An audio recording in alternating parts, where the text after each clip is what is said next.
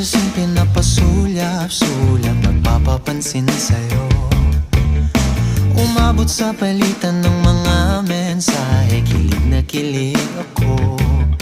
Kumusta, kain na, hello, magandang umaga.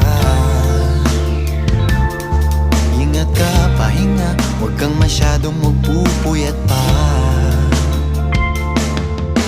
Naramdaman ng puso na dahan-dahan akong nahuhulog sa'yo. Sa kada araw natin na pag-uusap, meron nang